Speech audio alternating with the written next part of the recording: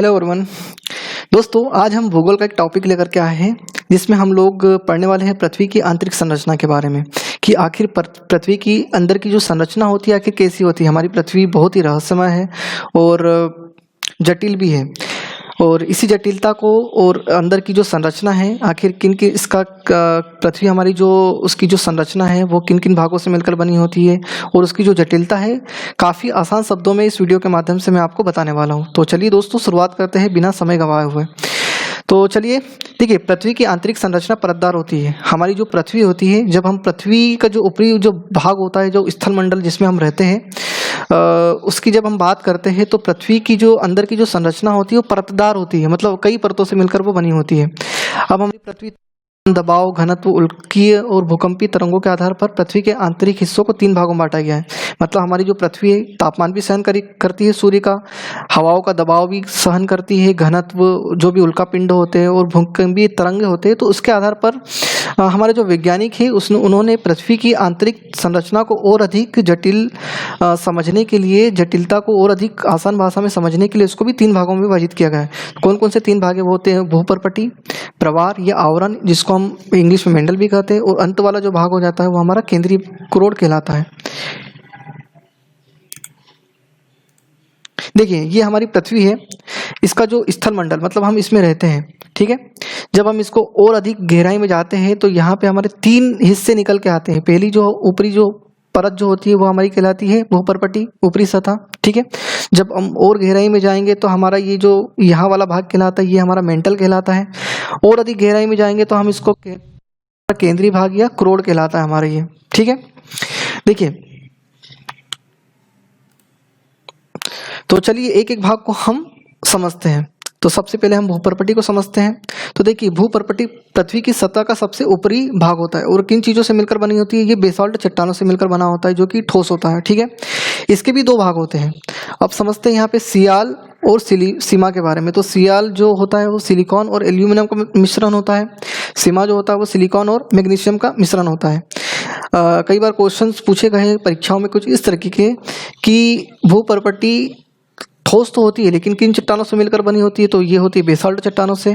और एक और क्वेश्चन पूछा गया कि सियाल, जो पृथ्वी का जो भाग होता है सियाल, वो किस भाग में पाया जाता है? तो ऑप्शन आपको क्या दे देंगे? भूपर्पटी, ठीक है। तो भूपर्पटी में और कौन कौन से तत्व पाए जाते हैं? तो यहाँ पर ऑक्सीजन 46%, सिलिकॉन 27% और जो एल्यूमिनियम जो हमारा होता है वो 81%, ठीक है, 8.1%।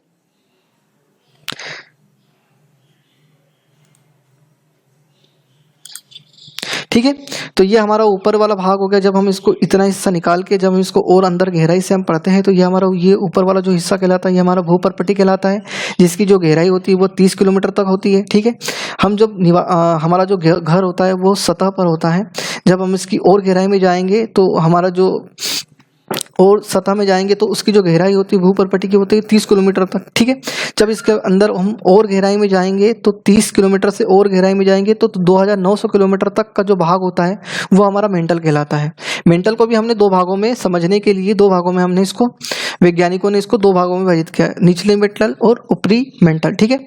और अधिक गहराई में जाएंगे हम तो हमारा जो आंतरिक जो भाग होता है पृथ्वी का सबसे अंदर वाला हिस्सा जो होता है वो हमारा कहलाता है क्रोड या आंतरिक क्रोड, ठीक है।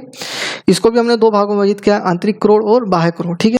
अब समझते हैं कि हमारा जो मेंटल क्या होता है, इसको हम और समझते हैं,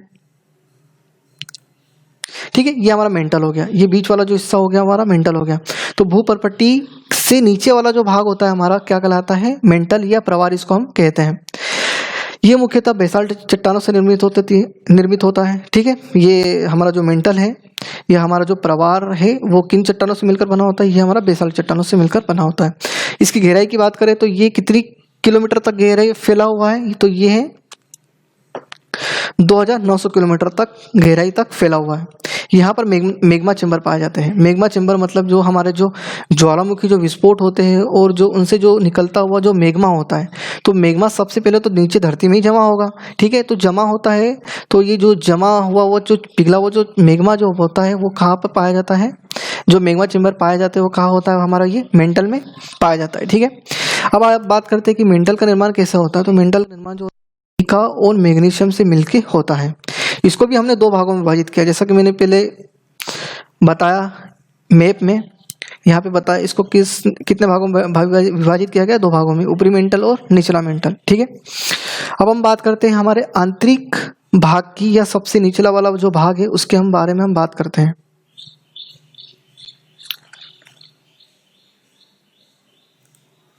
ठीक है, ठीक है, ये हमारा अंदर का भाग हो गया, इसको हम पढ़ते हैं। तो ये हमारा केंद्रीय भाग हो गया, जो सबसे निचला भाग होता है।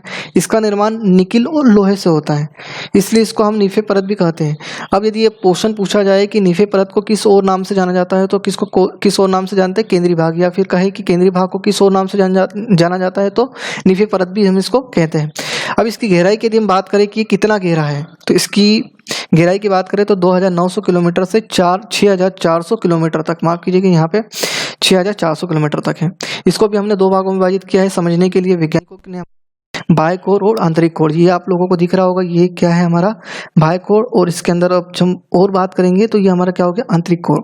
ठीक है दोस्तों, तो दोस्तों आज हमने जाना कि पृथ्वी की आंतरिक संरचना हमारी कैसी है, किन किन चीजों, इसके क्या क्या भाग है इसके।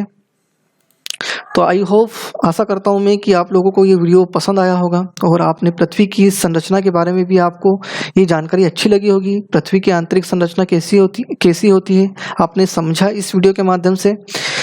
तो दोस्तों तब तक के लिए मिलते हैं अगले वीडियो में।